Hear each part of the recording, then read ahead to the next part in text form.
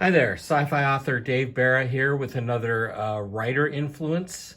Today I'm going to talk about a book that was written in the mid-70s called The Mote in God's Eye.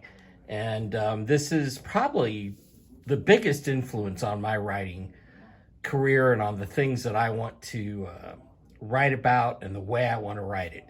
The book was written by Larry Niven and Jerry Pounelle. A couple of Pournelle's known very much for his military sci-fi series, and Larry Niven's known for writing Ringworld, the Ringworld novels, which are great books as well, and also his known Space series, which is a series of connected novels and stories. So the book again is called The Mote in God's Eye. It's kind of an odd title, but it's an incredible story. It's a space opera. This edition comes with, again, collector's notes, which are really pretty cool. And it also, I was able to get this signed by both Niven and Pounelle. This is of course Larry Niven's signature, and I don't remember quite where I got that at. Maybe a Worldcon, and then there was a WesterCon up here, and I want to say 2012, but I'm not sure about that. And I was able to get Jerry Pournelle's signature after a panel at WesterCon. So I'm very happy to get the both of their signatures on this, because Jerry Pournelle's no longer with us. Larry Niven is still around and still writing. This is a little bit of an intro. I forgot who wrote this now. Let me check. The introduction is, I don't know who the introduction is by. What did it say? Did it say? Oh, introduction by Charles Sheffield. Okay, who's a UK sci-fi writer. But one thing I wanted to focus on here is this passage here, this sort of anecdote.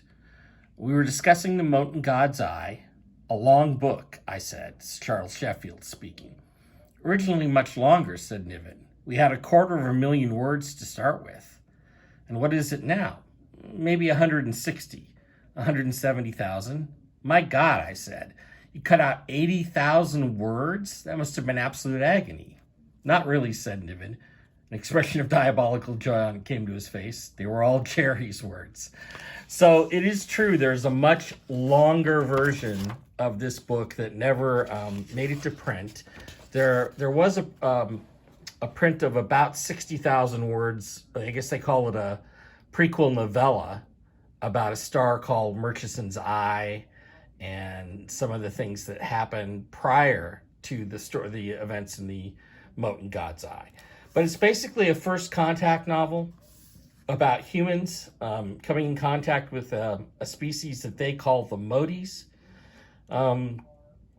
Before I get too much into the story, though, we'll talk about some of the things they did here. This dramatis personae always really got to me. The hero, of course, is Roderick Harold Lord Blaine, commander of the Imperial Space Navy, within the Imperial Space Navy. And he's one of the main characters, along with who ends up in command of the ship. Also, Lady Sandra Bright Fowler is the female main protagonist. There are quite a few characters, but here's a little breakdown of each one of them. And I just love that. And before I wrote my first novel, I did the same type of thing, where who the characters were, who they were going to be, and how things turned out. This to me, though, was a very Star Trek-y kind of space opera. Kevin Renner, Sailing Master Lieutenant, I always thought of him as the Kevin Riley character from some of the early Star Trek stories. Seemed very similar to me. There's a chronology in here of the series, and again, this is based on an imperial empire of humans called the Co-Dominion, which was basically a merging of the United States and the Soviet Union. Again, this was written in the 70s when the Soviet Union was still a thing. And you can see from some of the details here, some of the events that happened in their future history. I also wrote a future history for the Lightship Chronicles, which was very interesting. And then in here we have 3017 First Contact, which would be with the Motes. Now, when I read this book back in the 70s as a kid, I thought, man, 3017, that's a long, we'll encounter aliens long before that. But I recently read about the Fermi paradox, and the current calculations on the Fermi paradox think there may only be 36 intelligent civilizations in our entire galaxy. I'm not sure I agree with that, but I do think it makes this idea of 1,000 years more from us before we would contact alien species could be plausible. So, and this is the quote that kind of leads to the title. And why beholdest thou the mote that is in thy brother's eye, and consider not the beam that is in thine own eye? Matthew 3:3 or 7:3. And again, that's about if you have see a speck in your brother's eye, don't point it out to him, because you may have something even bigger in your own eye. So it's a great story. It's about meeting the Motes, who are a species that are bisymmetrical, like human beings are. I'm not sure if I think there's an illustration in here somewhere at the beginning. Yeah. This is the only illustration I could find. This is supposed to be the main starship in this series, in the story.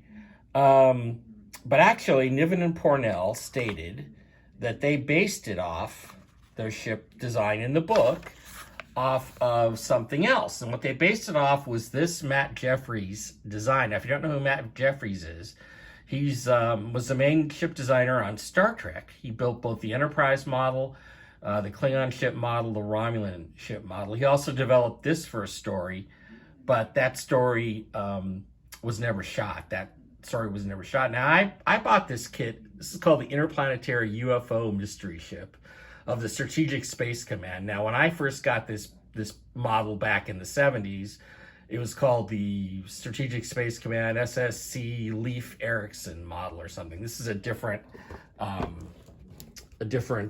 idea, a different way of selling this, but it was a design that they based the main ship in the book off of.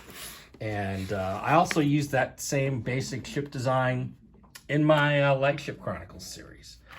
So the Mote in God's Eye has, again, the Motes, who are a bilateral or bipedal species, except that they aren't quite like us. They have one big arm for lifting heavy things. It basically attaches to their head all the way up to the top of their heads. And then they have two smaller arms for more technical type of work.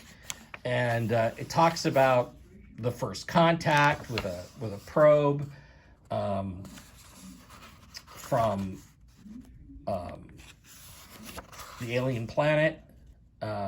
Eventually, the ship ends up going into the star system where the alien probe came out of, and it ends up with a battle where they feel like they believe the humans do. They believe they have to destroy the Mote civilization, and because they're such a threat to the continuing survival of the Empire of Man. It's a fantastic book. It's very well written. It is long. I think he said 160,000 words, so it's the equivalent of basically 2 novels. I originally read this, of course, in a mass market paperback novel version. This is the Easton Press version again, and I really love this book, and I love that it has the author's signatures. But this was probably the major influence on my series writing. There was also a sequel that came out a few years later called The Gripping Hand. And The Gripping Hand is the big hand that I described a bit earlier. This right here is not a special edition of any kind. It is simply a hardback that I found at a used bookstore, and I took the dust cover off, and it kind of fits nicely into my my collection of Easton Press books. This has a map in it, though, of the Mote system, and you can kind of see where the Mote is, and then Mote Prime, which is the main planet that the humans end up going to.